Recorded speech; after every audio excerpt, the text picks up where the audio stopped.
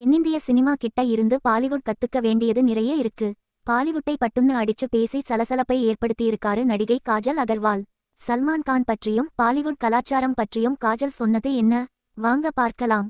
AR Murugadoss இயக்கத்துல வெளியான சிக்கந்தர் படத்துல சல்மான் கானோட நடித்திருந்தார் காஜல் அகர்வால்.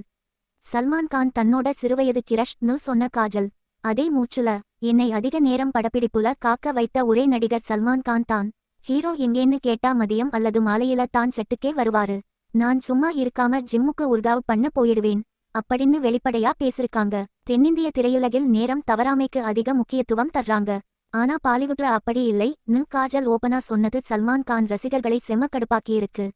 நடிச்சது சின்ன கேரக்டர், இதுல இவ்வளவு பில்டப்பா அப்படின்னும் இனி பாலிவுட்ல காஜலுக்கு வாய்ப்பு கிடைச்ச மாதிரி தான்னு ஹிந்தி ரசிகர்கள் கொந்தளிச்சு வர்றாங்க. இது மட்டுமில்லங்க, அடுத்து வெளியாகவுள்ள ராமாயணா படத்துல ராவணனா நடிக்கும் யஷுக்கு ஜோடியா மண்டோதரி கேரக்டர்ல காஜல் நடிச்சிருக்காரு.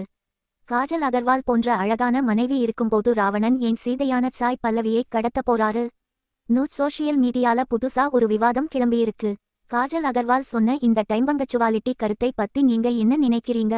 மறக்காம கீழே கமெண்ட் பண்ணுங்க. மேலும் தகவல்களுக்கு நம்ம சேனலை சப்ஸ்கிரைப் பண்ணிக்கோங்க.